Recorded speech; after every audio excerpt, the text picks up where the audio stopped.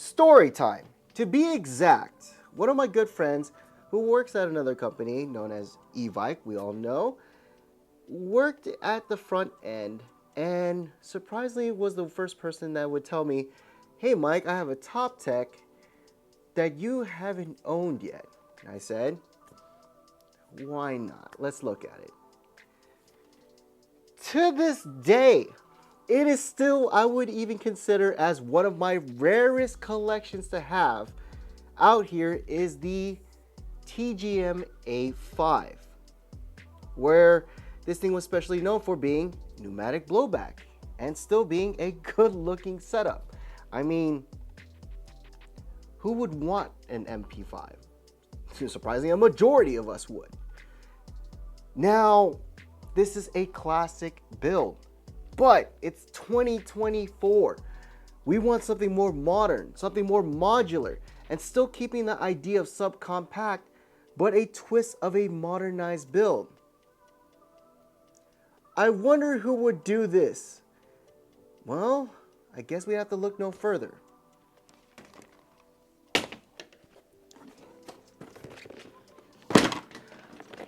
Why don't we start doing a review with something very unique.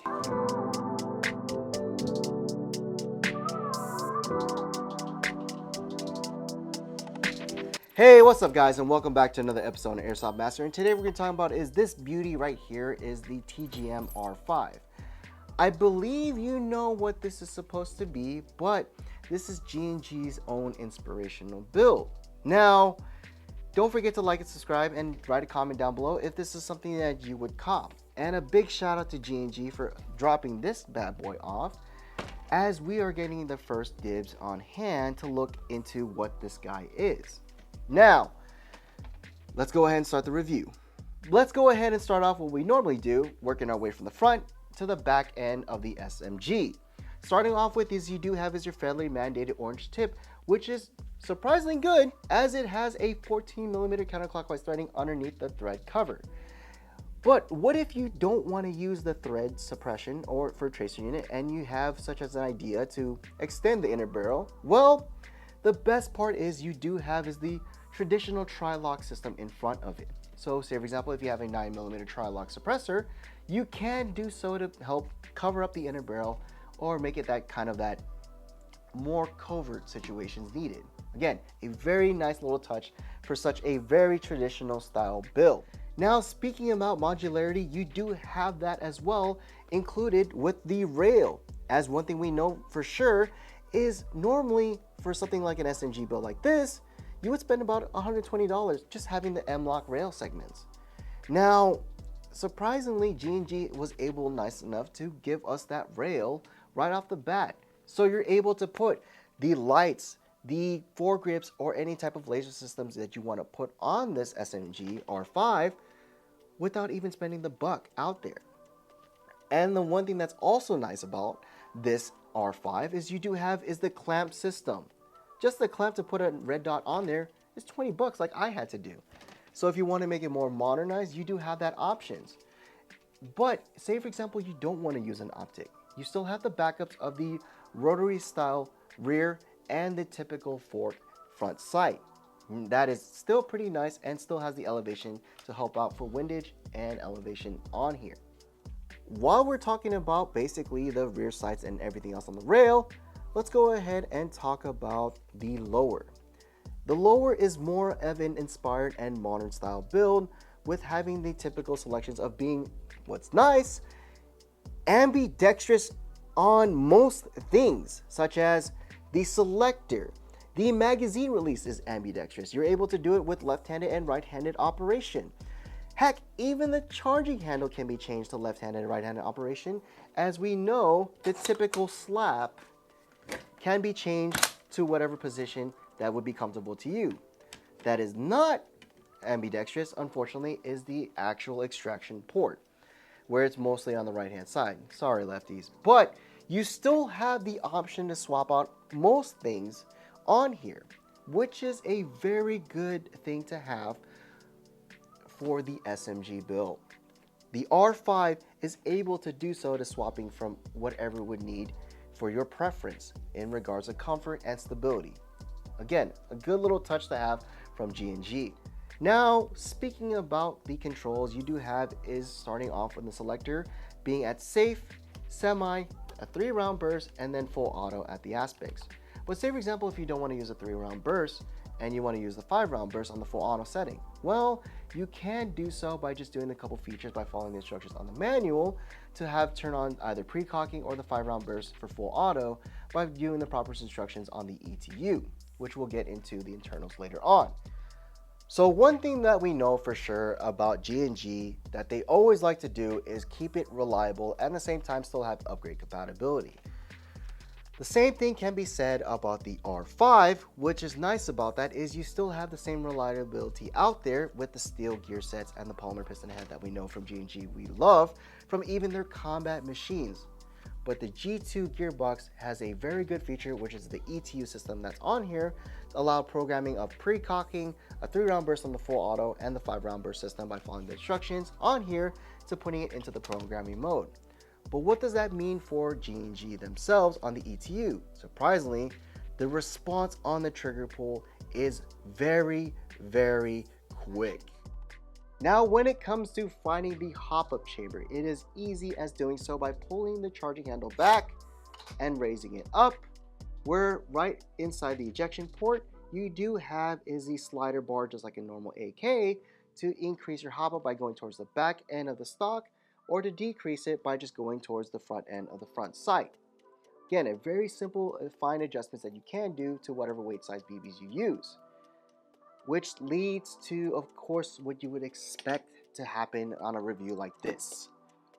And what's nice about G&G is this is very reinforced to do a very familiar slap. Ooh, that is very, very good. I would not recommend this as much as this can have a tendency to break on the old school version, but this guy has enough reinforcements being steel to be able to do that with no problem. And just the sound it makes of it ringing alongside with the rail gives it the nice touch as we normally would hear from 3-prong flash hiders. Now let's go ahead and talk about the stock, as this should be very familiar to you if you've seen my review on the ARP 3.0 or even the FAR 556. The difference is the ARP 3.0 is you do have is a single stock brace on here. While the R5, they did improve the stock end by having it be more rigid in the bottom. Again, a very familiar thing, but it's a lot more stable on there. So to help prevent it from either flexing or any situations, this is more rigid on the back end. As we can see, again, a very nice modular system out here. And one thing that's nice about what we've seen on the ARP 3.0s and the FAR 556 is the stock does fold. And to answer your question, yes, you can fire it while it's being folded in the stock position like this. More compact, so say for example in vehicles or in those tight corners like such as N1, you're able to use this with no problem. At least we don't have to worry about the reciprocating any situations on here. An AEG, and again, it's a very nice build. Pop it out, and now we have a stabilized little SMG build. Now let's go ahead and find out the access for the back end of the stock. Now, like the ARP 3.0, you're able to access it by basically pushing the button back and then pulling down the cover slide to reveal the connection being a Deans.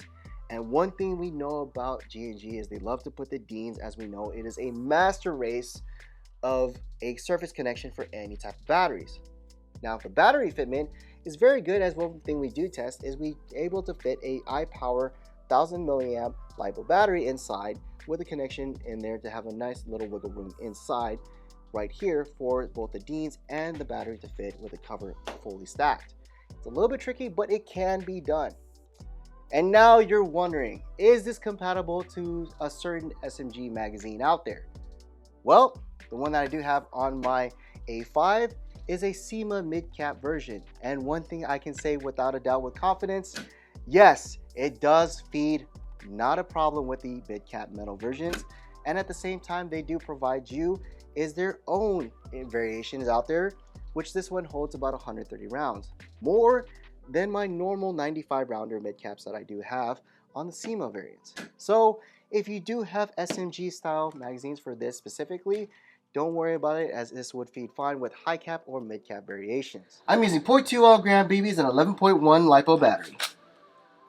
Let's start it off with semi.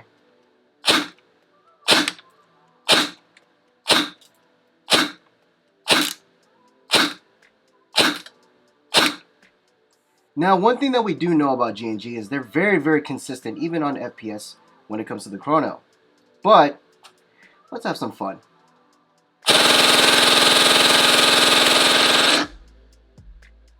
Oh yeah.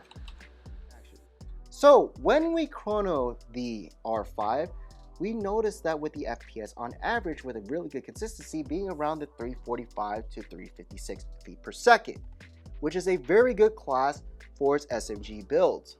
And the good news is, but what if you want to use it for outdoors and you need that 400 FPS? The good news is with the G2 gearbox, it is a quick change spring system. How to do so is basically removing the back end of the pin to get to the stock, sliding out the upper from the lower, and doing an Allen key to remove the back plate where you have access to the spring guide, which is an easy access to help change to your spring to being from indoors to outdoors. So when you do purchase your G&G R5, you will end up with certain things that would provide inside, alongside with the gun and the 130 round mid-cap magazine. What will also be provided with you is the instruction manual how to do the maintenance and also operations when it comes to any troubleshooting situations with the gun. Alongside you do have the 90-day warranty card along with 101 Tech if you need any technical services to help provide a contact information and also an online manual just in case if you do lose the actual paper guided one.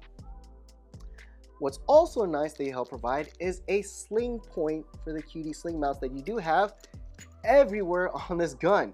You have it on the rail, you have it on the back end of the stock, even in the back end where the battery port would be. So if you wanted to rock it a 1-point style or even the 2-point, you have options out there for whatever makes your preference. So my final thoughts on the G&G R5. Surprisingly enough, another iconic and innovative move that G&G wanted to do, and at the same time help provide a lot of things that we wanted. The Mlok rail, the red dot Picatinny on top, alongside a very traditional and very familiar type of SMG, but giving the new modern types of kicks out there. A very good looking gun, which surprisingly enough is under for pre-order, where we're expected to see it at the end of the summer or most likely at the early of the fall. So if you do want to purchase one of these, do check it out at our website at airsoftmaster.com and write a comment down below. What do you guys think about the R5 ETU, as this is something that we expected to see very, very soon. And I do want to give a big shout out to G&G for allowing us to do a review on this guy, and I do have to admit it is a very good looking rifle or SMG. But either way, for this episode, my name's Mike. I'll see you till next time. This video is brought to you by Airsoft Master.